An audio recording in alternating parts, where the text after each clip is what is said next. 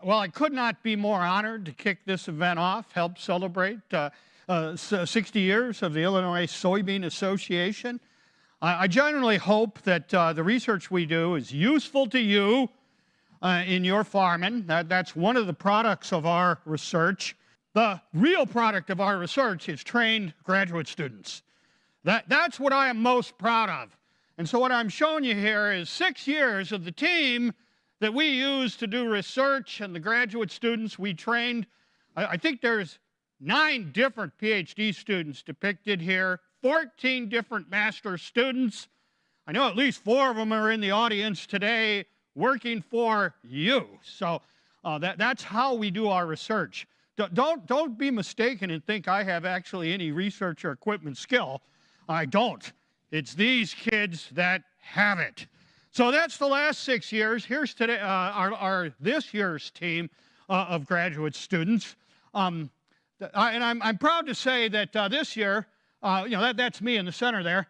I'm proud to say that this year there's 2 people that are in charge of the crop physiology laboratory because Dr. Connor Sybil has recently been hired by the University of Illinois as a research assistant professor. And he is going to be my ultimate replacement. I mean, I'm older than the Illinois Soybean Association, 10 years older than the Illinois Soybean Association. And I'm not dead yet, but, I do have an expiration date. Currently, he and I are working together, so that means the students have 2 bosses to ask for. But, so there's Dr. Connor Sybil. You'll notice he's got a lot of experience at Illinois, which makes him absolutely perfect to work for Illinois growers. So he started working with me in 2017, and as he and some of the other students of mine that are here will attest, it's pretty stressful working with me because this is what he looked like in 2017, and that's what he looks like now. Just kidding. You're going to get to hear him later. What a fantastic guy, and I couldn't be happier that he's going to ultimately take over. Now, I've been doing this for 40 years, so this is my 40th year. And I got a dirty little secret that I'm going to tell you soybean growers. And my dirty little secret is I spent almost all of my career working on corn. I mean, I was a corn guy. I did my master's, my PhD, my postdoc, and most of my work on corn. So there I am as a PhD student. That's going to prove to you that I actually did work in the laboratory. And that was so long ago, that was before they had smartphones, and they didn't even have color then. And here I am in a more recent photo. I spent 27 years working almost exclusively on corn, largely trying to figure out how corn used nitrogen and to make it better. But I did know some things about soybean. I knew that having soybean as a rotational crop for my corn was pretty good, and I did do that. And in the process of doing that, I discovered that if you were growing corn or soybean, it had a huge difference in soil tilth. So this is an example here. Anybody who's ever chisel plowed corn or soybean stubble, oh boy, you know those crops work up differently. And so we were studying the rotation effect. This is 3rd-year continuous corn. There's 1st-year soybean right after a fall chisel plow, and talk about a difference in soil tilth. On the soybean side, I could skip across here in my bare feet. Talk about mellow. But when I got to the corn side, I might fall down, sprain my ankle, gouge my eye out on a piece of stalk residue. I mean, and of course, the problem is corn root balls. Soybean improves the tilth compared to corn, and it has to do with its root system. Corn is a fibrous root. Soybean is a taproot. Taproots naturally fracture soil compaction. So I knew that even though I was a corn guy. Now, what I was really interested is I was interested in this rotation of corn and soybean because I knew if soybean was the previous crop to your corn scored 25 bushels better. Now, if you're growing corn continuously, it was a penalty. So I also knew that if soybean was your previous crop, you didn't have to put as much nitrogen on your corn, up to 40 pounds less. That was what was known as the soybean nitrogen credit. Now I'm going to ask you a question related to soybean as a previous crop. I'm going to test your knowledge here. This is a multiple choice question. And so the question is, if you grow 60 bushel soybean, how much does that 60 bushel soybean, the nodules of that 60 bushel soybean crop, how much nitrogen does it give to the next year's corn crop? So you know soybean's a lot different than corn. You don't have to fertilize it with nitrogen because it gets some of its nitrogen from the nodules. Notice I said some, not all. So here's another key question. And this is going to help you answer how much nitrogen comes from a 60 bushel soybean crop. And so the question is, how much of soybeans' nitrogen comes from the nodules? Well, I'm going to tell you, it's about 50%. 50% is the scientific term for half. So about half. Where's the other half come from? The soil. So soybean gets about half its N from the nodules. And soybeans are fairly nitrogen, extensive requirements for nitrogen. So I'm going to show you this, and I'm going to use, knowing that half of it comes from the nodules, and knowing how much nitrogen soybean crop accumulates and where it puts it, I'm going to help you answer that question. How much does a 60 bushel soybean crop add? So what I'm showing you here is the uptake and partitioning for 60 bushel soybean. Partitioning means, where you put it in the plant. So I'm going to tell you, over the course of the season, a 60 bushel soybean crop has to accumulate 245 pounds of N. It's about 4 pounds per bushel, half of which comes from the nodules. So I did the math. That's 123 pounds. The other 123 comes from the soil. Now, if I have this graph, I know how much it accumulates. I know half of it comes from the nodules. I know how much is in the grain. I can calculate how much nitrogen the soybean crop is leaving. So I've done that here. So I know that crop. I know that 60 bushel soybean crop has to accumulate 179 pounds of N. Well, we measured that. I know that 60 bushel soybean crop gets 123 pounds of that 245 from the nodules. And that means the 60 bushel soybean crop actually removes almost 60 pounds of nitrogen. So the answer is soybean removes 60 pounds of nitrogen. Okay, this is one of the biggest myths of all time. Soybean does not add nitrogen to the soil. I know I learned that when I was a student. I learned 1 pound per bushel. I actually taught that for a few years incorrectly, and it's exactly the other way. There is no such thing as a soybean nitrogen credit because soybean is a huge nitrogen requiring crop.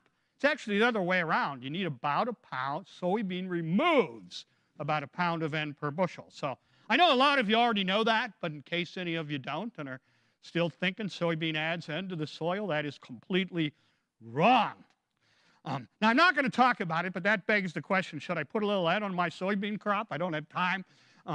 But I will tell you, when we do a progressive soybean system, we like to put a little ammonium sulfate up front to soybean. Certainly makes it greener, and it might improve it because of this. All right, well, I'm going to talk about soybean yield.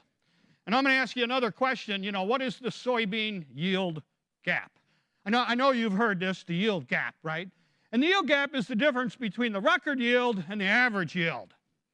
And there's a new world record yield for soybean. It's this guy down in Georgia. Alex Harrell this year has a new soybean world record, 218 bushels. I think it's actually 218.24, something down here. They carry that out to 10,000ths of a bushel, but I'm going to call it 218. He broke his previous record. That'd be a reasonable corn yield, 218 bushels. I had the pleasure of speaking with Mr. Harrell a couple months ago. Right? He spent an hour telling me how I had to adjust my planter with flags, and then he spent another hour telling me I needed to take tissue tests of the leaves. And Dr. Sybil's going to talk about our work, funded by the Illinois Soybean Association, on tissue testing next. So Mr. Harrell's the world record holder, 218 bushels. I know you're thinking, well, what's the crop physiology record? okay, 118. Again, Steven Schwartz holds that record in our lab. 100 bushels off of the world record, but still, those are both irrigated. The U.S. record yield, average yield, and it might be different this year, I'm not sure, around 53 bushels. Happily, you Illinois guys are greater, because Illinois average record is 66 bushels, both 22 and 23. And so the yield gap is the difference between the highest and the average. And I'll use the world record versus the average yield and calculate the yield gap, 165 bushels. That's the opportunity to increase soybean yield with better crop management, closing that yield gap. And you don't have to close it all the way to have a serious increase in soybean yield. Now, I told you I was mostly a corn guy, and I'm going to give you my history into working on soybean. I'm going to go back to 2007. And in 2007, what was then Monsanto, they made a really big deal about saying, we need to double crop production in order to feed a growing population. They said in order to feed 9 billion people, we need to double the production of all crops, both corn and soybean. All right, by the way, the population of the world today is 8 billion. I think it just happened on New Year's. And it's going to take 14 years to get to 9 billion, so we have a little time to do it yet. Now, when they came out with this, corn yield was 150 bushels. I did the math. The target's 300. And soybean was about 40. And so the target would be 80. Now I was mostly interested in corn in those days. And Monsanto said they were going to do it with biotech and marker-assisted selection. And I thought, well, I'm pretty sure there's some other management that has to go along with this. And, how could I get in on this gig? And so that's when I launched the 7 Wonders of the Corn Yield World, 2008. And that was like me getting a top 10 song on the list. I was off to the races with this. I mean, I've milked this puppy to death, I'll tell you.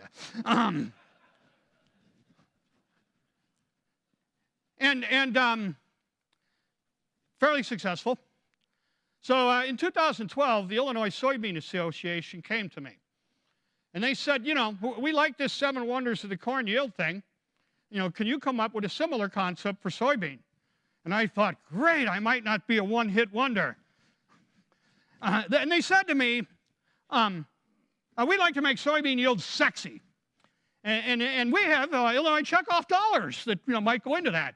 And oh, man, did that get my attention. I mean, as a corn guy, if I could get my hands on some of those rare Illinois soybean checkoff dollars, I could put that off the bucket list. Had to make soybean yield sexy, and that was fairly difficult. So I leaned on my friend Victoria, and Victoria said, if it's going to be sexy, it has to be secret. And hence, the 6 Secrets of Soybean Success was launched. Now, I have to tell you, I really didn't have a clue what the 6 secrets were. And I don't keep a secret very well, because I'm going to tell them all to you. But in order to get my hands on those checkoff dollars, I came up with these 6 things. I was pretty sure weather was number 1, and I looked at the literature, and I knew these things were important. But I did not have enough experience with soybean to actually give them, to rank them correctly or give them a value. Now, I'm happy to say, after 5 years of working on this, with support of Illinois Soybean Association, we had learned a lot of stuff. All right, they outlined some of the stuff that we learned 5 years later. Still couldn't put a ranking on it. But now, happily, 13 years later, we've worked on soybean long enough that I am able to launch the new 6 Secrets of 80 bushel soybean. Remember, that's the target to feed the growing population.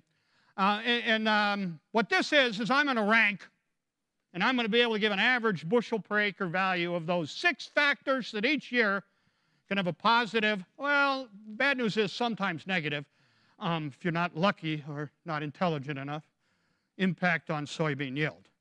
So I'm going to go through all these. I'll show you the value, and then I'll show you how, if you get those right, it can lead to 80 bushel soybean. Now, there are some prerequisites, what we call table stakes, some things that you have to have in place first. And I don't mean they're not important, they're actually crucial.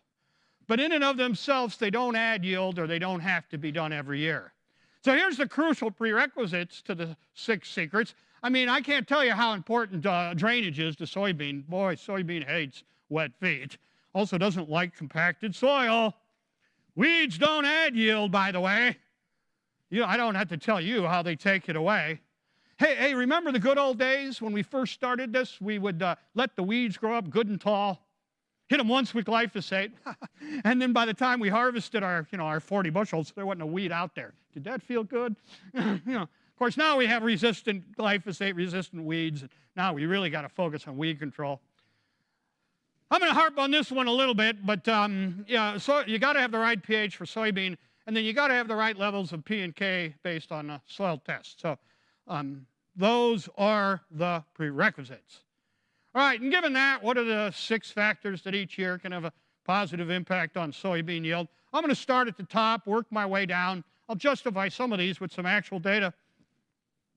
You already know the factor that has the biggest impact on your soybean yield, the one you have the least control over, the weather, Mother Nature. So I know it. I know there's allegedly such a thing as good weather.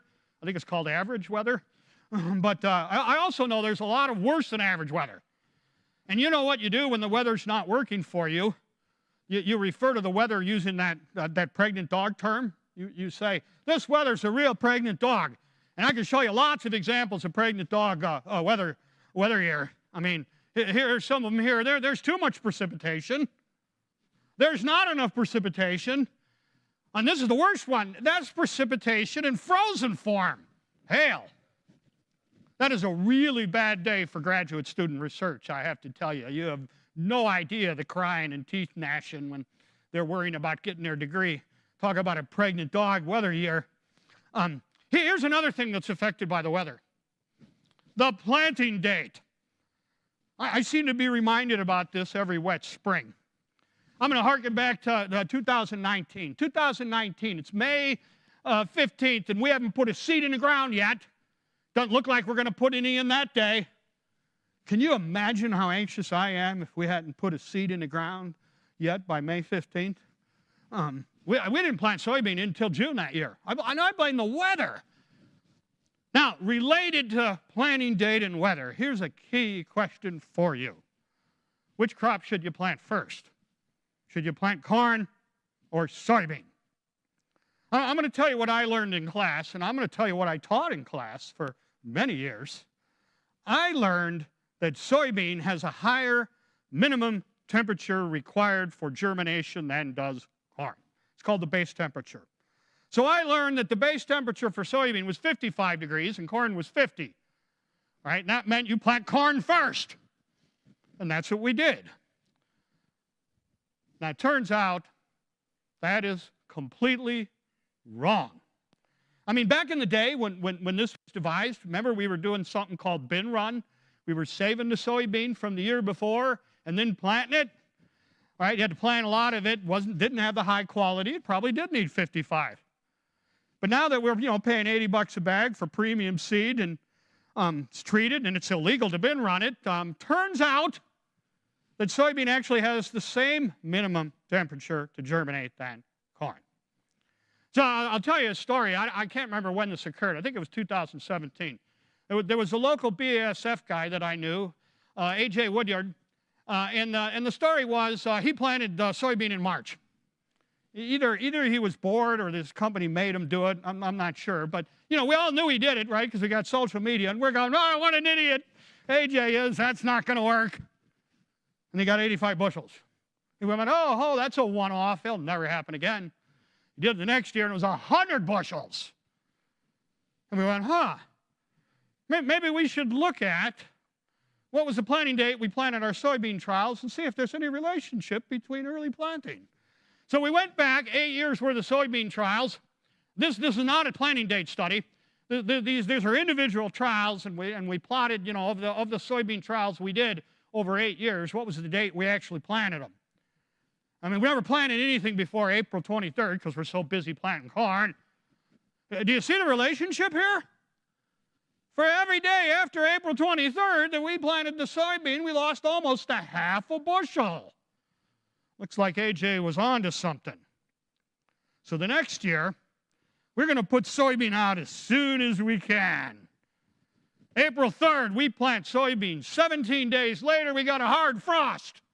We got this. See this? Look at the growing point on every plant is dead.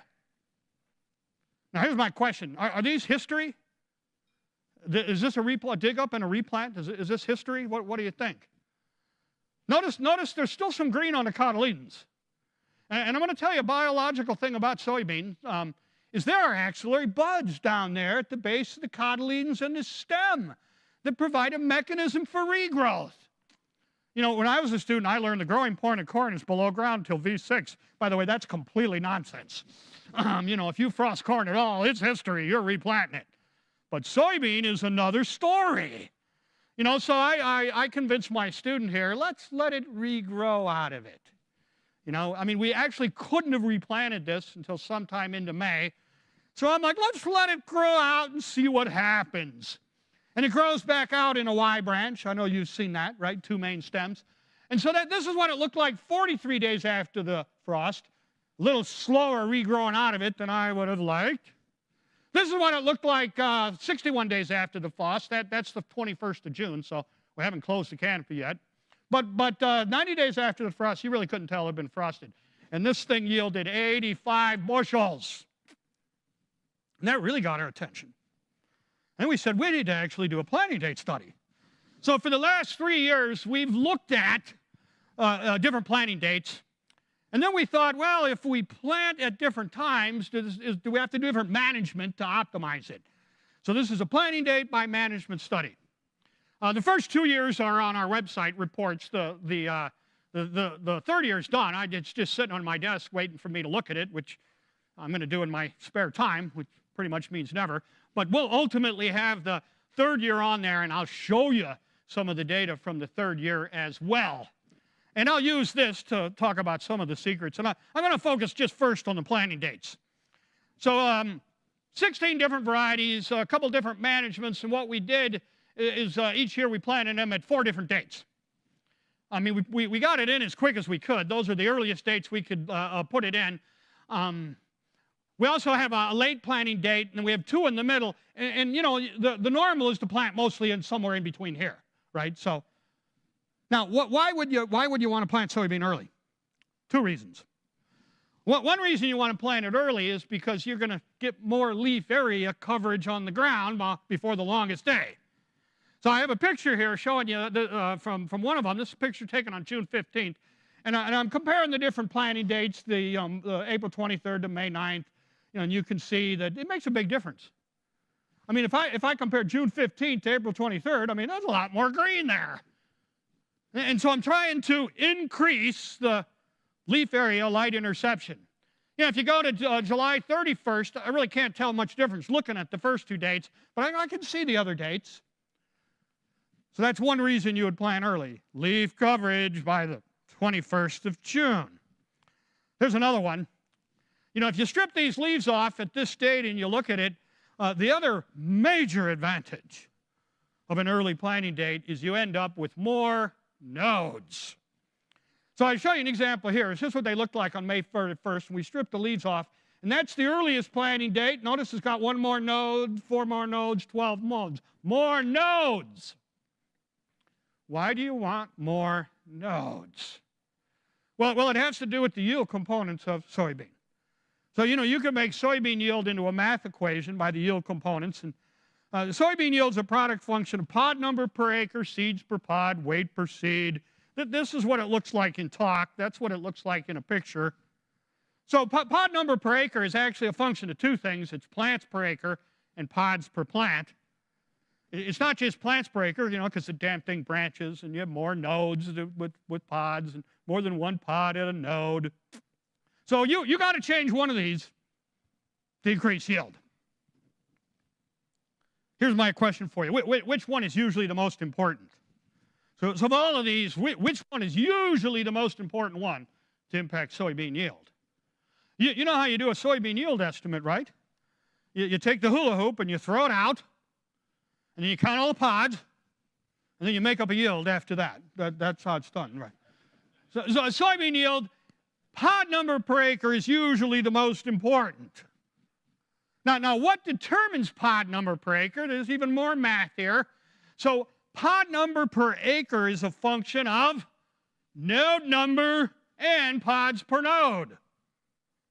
So if I plant early and I get an extra node or two, I have the opportunity for more pods. Now, normally a soybean plant that you're going to grow is going to have 20 nodes. 16 of them could have pods. And I'm going to tell you that it's the closest leaf that supplies the energy and the nutrition for the pods and beans at a given node. Closest leaf. So Dr. Sybil's going to talk about this, when it comes to tissue testing. Which leaf do I test? Now, and I'm also going to tell you, and this number is fairly shocking, but I know this because, I have graduate students, and you can set them out there to count it. I mean, you can squeeze a lot of juice out of the grad student while you're blackmailing them for their degree. And I'm going to tell you that one more pod in every soybean plant's worth 2 bushels. Just one. How on earth is that possible? How could just one more pod on every soybean plant be worth 2 bushels? All right, you got to go back to the yield components, and you got to look at another one, seeds per pod. So seeds per pod, how many seeds per pod has a very strong environmental and genetic control? Usually it's 3 seeds per pod. But under bad conditions, it's less than that, right? I'm annoyed when the pod only has 1, but it's usually 3. So if conditions are bad, it's only 1. But if you have really good conditions and certain genetics, you can get 4 or even 5.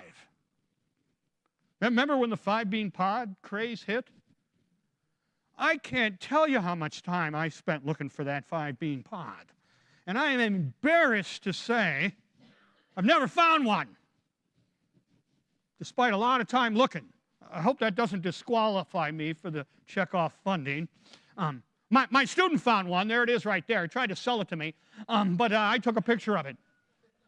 So that's important, because if you take pod number per acre and seeds per pod, you end up with seed number. And seed number is almost always the main determinant of soybean yield. So I'm going to show you 133 trials that we did, individual trials over a 7-year period, where I'm looking at the correlation, the relationship between seed number and soybean yield. And it is very positive. That's why node number is so important. It gives me opportunity to produce more seed. Now, I don't want to forget weight per seed, right? That's pretty important, how much they weigh. Don't you hate it when you harvest what we call BBs, right? You know if they were bigger, you'd have a higher yield. Here's another question for you. What does an average soybean seed weigh? Does anybody know what an average soybean seed weighs? Well, my students know this. 150 milligrams is an average weight of a soybean seed. Notice I'm using the metric milligram to make this appear more scientific. Now, if you could increase the weight of each seed just 2 milligrams, that'd be worth a bushel, 2 milligrams. So seed weight is an opportunity, but it's not as important when it comes to soybean yield as seed number.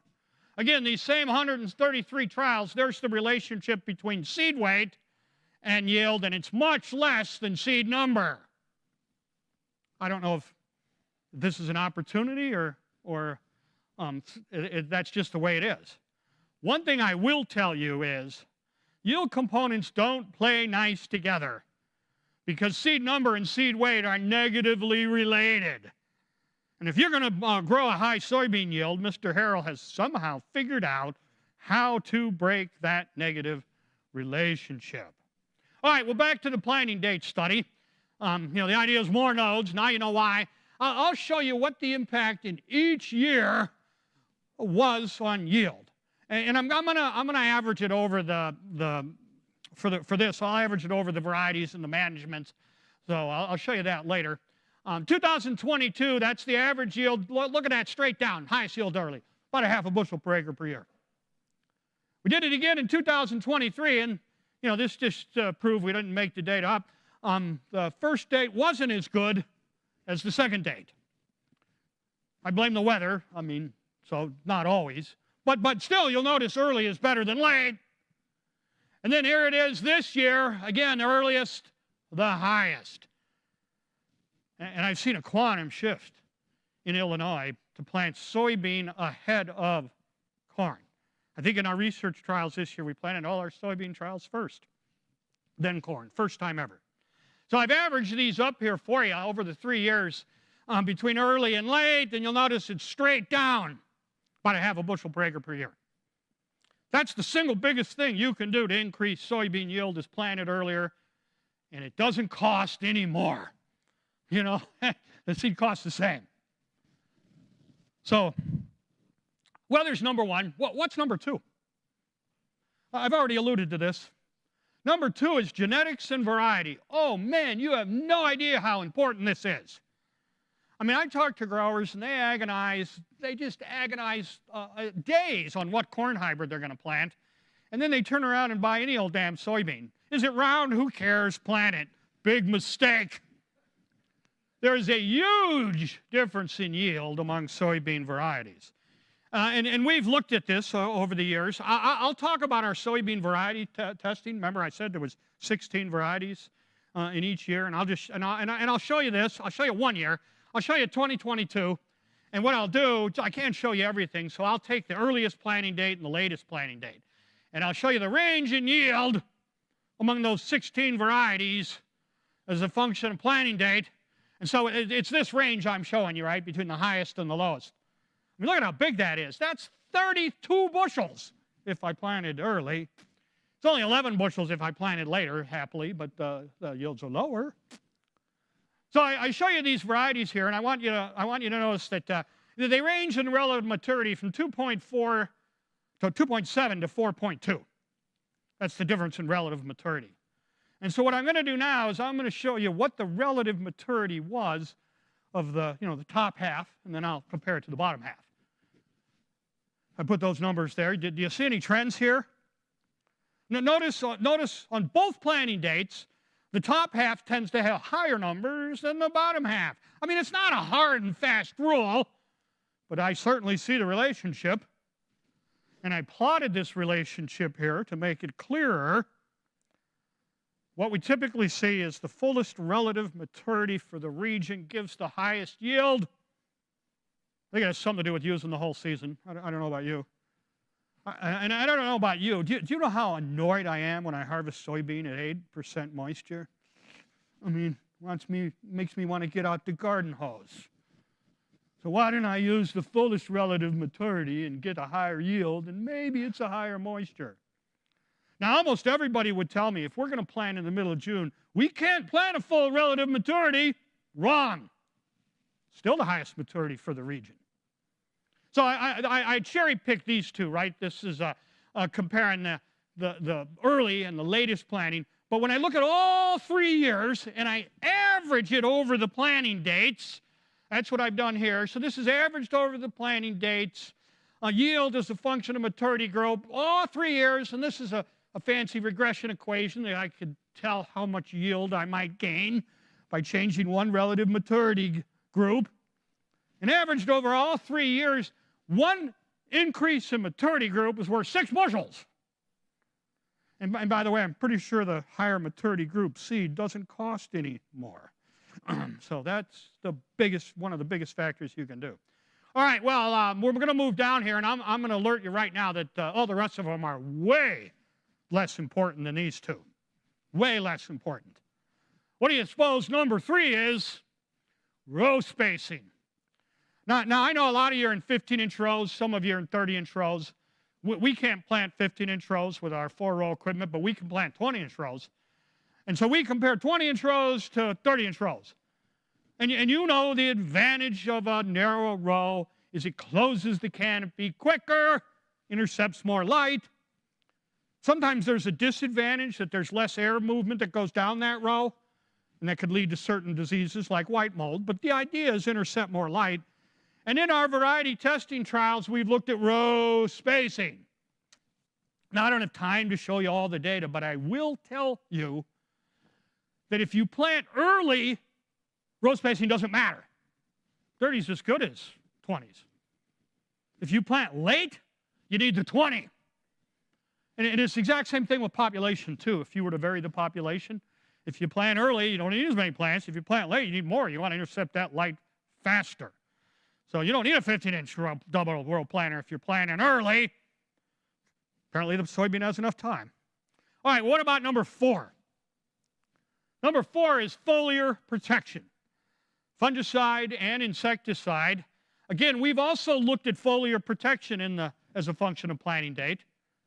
And I don't have time to show you all the data, but I will tell you that the value of foliar protection, oddly enough, is independent of planting date.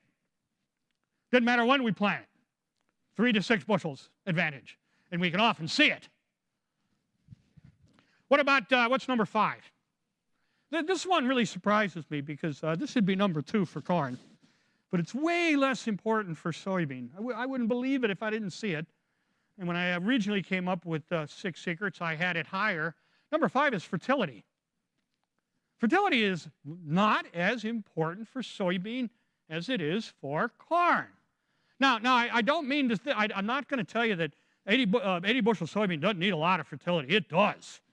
I can show you that. I can show you for my 6 favorite nutrients how much of each of those nutrients is required to produce 80 bushel soybean. So see these numbers here? This is how much the crop has to suck up over the course of the season, usually from the soil or from fertilizer, or remember, half of that N comes from the nodules. And I also say how much of each of these elements is removed from the grain when you harvest 80 bushel soybean. So when you're harvesting 80 bushel soybean, this is how much of each of these elements you're taking off of your farm and sending someplace else. And if times are good and there's no tariffs, this all ultimately ends up in China, if you're lucky. And that's fertilizer placement. Now you say, well, I don't have 80 bushel soybean, or I have more than 80 bushel soybean, so I can show you the coefficient. If you tell me the yield multiplied by that coefficient, you can estimate it. Now I know you see these coefficients vary. I know the fertilizer companies have these coefficients. They tend to be a little higher than the ones we have because we've actually measured it. Now, we also looked at fertilizer in the management yield potential trials. And if I looked at something like this and I said, well, I got higher yield if I plant earlier, almost certainly I'm going to need more fertilizer, right? Because of the coefficient, the amount required. So that's the question. Do I need more fertilizer if I plant early and less fertilizer if I plant late because the yield is so much? That's what we thought. But it is exactly the opposite. Early planted soybean requires less fertility than later planted soybean. It doesn't make any sense. Early planted soybean requires less fertility than later. And the data shows that these first 2 points, almost non-responsive to fertility, less than a bushel. But the later planted 2 dates, especially the late one, over 2 bushels. That's exactly opposite the way it should be. And I'm going to tell you why that is. We went back and we looked at our soil test data. We take a soil test on all of the trials. So we looked at our 133 trials. These weren't fertilizer trials. We sampled the soil. 133 trials, and we just recently published this. So we sampled the soil and looked at 14 soil attributes, basically a soil test. And we looked at the relationship between that soil test and yield. And I'm only going to show you one element, right? You can look at the paper for the rest of them. I'm only going to show you one element. I'll show you potassium. Everybody knows how important potassium is for soybean yield. And so when we look at each of these 33 trials, the relationship between soil test, potassium, and yield, the relationship is positive, but the coefficient is small.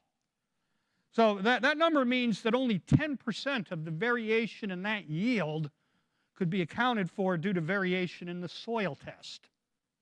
We're like, what? When we divided these trials into when they were planted, so we used May 24th as the cutoff. So when we divided them into those planted before May 23rd and after 23rd. Notice, early planted soybean, there's no relationship between the soil test and the yield. Late planted soybean, very positive relationship. Well, I also told you in our management trials, when we planted late, we needed the fertilizer. When we planted early, we didn't. Why? Well, let's think about it. When you plant the soybean crop early, you plant that thing in April, it grows so slow that the soil can keep up and supply the nutrition soybean needs. But if you're planting it in June, when it's warmer, it's growing so rapidly that the soil cannot supply it. And then you got to have the fertilizer. I know this doesn't make sense, but you should plant your poorest fertility fields first and your better ones second, right? Because of when the soybean takes it up. All right, well, one more, and then I'm almost done. What's number 6? And this has to do with all the fantastic stuff that you can put on the seed treatment. So I know you know the answer to this. Do you know what a soybean seed that has no seed treatment is called? I mean, other than cheaper? Naked. I love the sound of that. Soybean seed is naked. I mean, kind of sexy. It gets me a little aroused. Naked seed? Got no seed treatment? And when it comes to seed treatment, you got a lot of choices. All right, there's 50 shades at least of soybean seed treatment, except gray. I've never seen gray. I think gray's a little abusive. So you can put protection products on the seed. You can put biologicals on the seed. I'm not going to talk about that, but we have a huge project with the U.S. Soybean Board to look at biologicals on soybean seed. You can put micronutrients on soybean seed, and we have had some success looking at molybdenum and cobalt to help nitrogen fixation. But mostly what I'm going to talk about is protecting the seed, from insects, diseases, or nematodes. As much as I like the sound of naked seed, I don't like the result because typically it doesn't emerge as well. And I don't have time to show you the data, and we don't have as many comparisons, but our trial does have at least one comparison of naked seed versus treated seed. And what we see, this one makes sense. If you're planting early, you need the seed treatment. If you're planting late, seed treatment doesn't matter. I hate to tell you that. So, all right, I'm going to wrap it up here. I've optimized the value of each of the 6 secrets and then see how they sum up to 80 bushels. Now, by the same token, if one of these is non-optimized, I will guarantee you're going to grow less than 80 bushels. That's easy. I didn't tell you, but all of these things interact with each other, and the way to get more than 80 is to have a positive interaction. But what you want to focus on for high yields is the prerequisites, and these ones at the top. So to grow 80 bushels of soybean, you got to have the right prerequisites. You got to have drainage, you got to have weed control, you got to have the right pH. And then you got to optimize each of the 6 secrets and their positive interactions, and you especially, if the weather permits, have to plant early, get the right variety, fullest relative maturity for the region, typically gives the highest yield.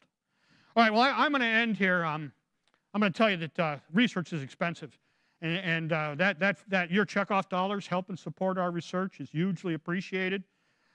These are all the people and companies that supported our research. All right, they gave us product, machinery, money, seed, money. Thanks to the Illinois Soybean Association for supporting your research. I hope you view this as money well spent. And then finally, I want to thank the Illinois Soybean Association, be able to celebrate their birthday.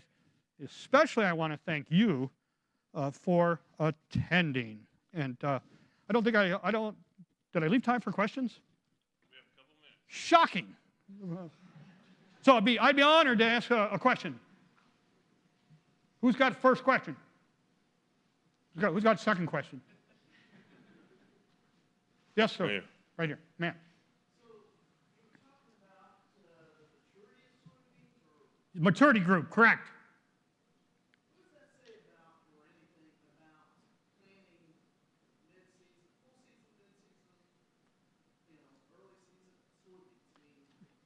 So soybean are classified into maturity group based on their latitude of best adaptation. And you know, technically, scientifically, you're supposed to use Roman numerals. You don't get to use Roman numerals very often, only maturity groups and the Super Bowl. But nobody uses the Roman numeral. So a higher maturity group number means it's actually adopted to the southern latitudes. So up in Canada, it would be double zeros. We're in the 2 to 4 range. And so what I'm saying is, a lot of you, I'm sure, are planting 3s and 3-1s. That's the latitude range we're in. But what we see is the highest yield tends to come from the 4.2s that would typically be grown in Kentucky or Tennessee. That's what I mean by maturity group. That was an agronomy lesson that I answered. It doesn't look like I answered your question. Well,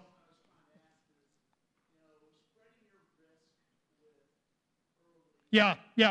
What people tell me, they say to me, well, we know we get a higher yield than if we plant fuller, but we got a lot of soybean to harvest, and we can't have it all ready on the same day, and so we're going to plant some that are earlier that we can get the combine out sooner. And that's absolutely true, man. Absolutely. I mean, that was another question somewhere over here. Yeah. Yes. Go ahead.